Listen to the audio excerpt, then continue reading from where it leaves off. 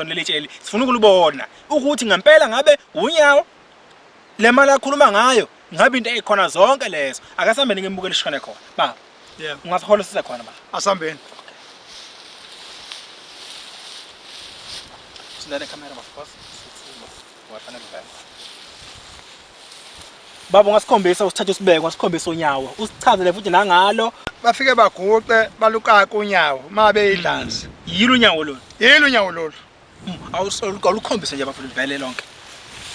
nantu uNyawo ngikhuluma ngalo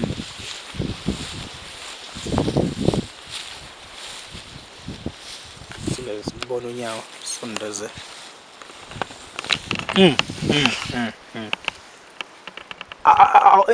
ungasibalela nampi inzwane lapha ukuze sibone wonke engathi umuntu abantu ba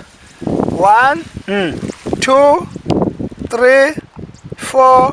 5 zistani njengoba ubona lo lwasebuhleni yilo lolu yebo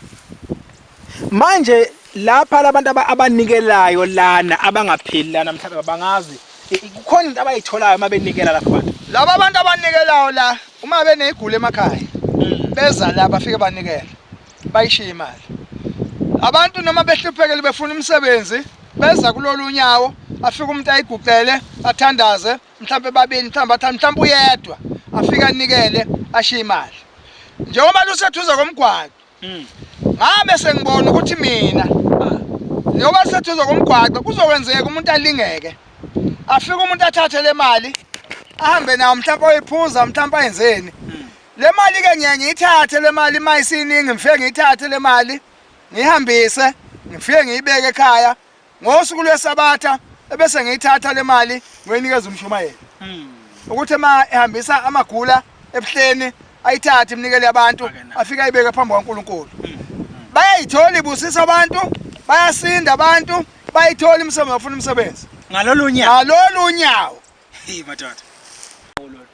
mina into engayifisa ukuthi yenzeke nesemzweni yami ukuthi ngelinye ilanga njengoba sikhuluma nje uma besizwa umhlaba wonke bengibafisa abafundisi noma abavangeli basesontweni ke bafike bazobuka lesi simanga esibonakala ebuhleni kanti nalapha sikhona bengifisa ukuthi le ndawo yembatho umoya kaNkuluNkulu ifukanyelwe ngoba amagugu ethu la igugu lethu igugu lesizwe indawo yethu le esiphila kuyona bengafisa ukuthi mina uNkulunkulu mhlambe enze icebo lokuthi ihlale yembesekile ivikelekile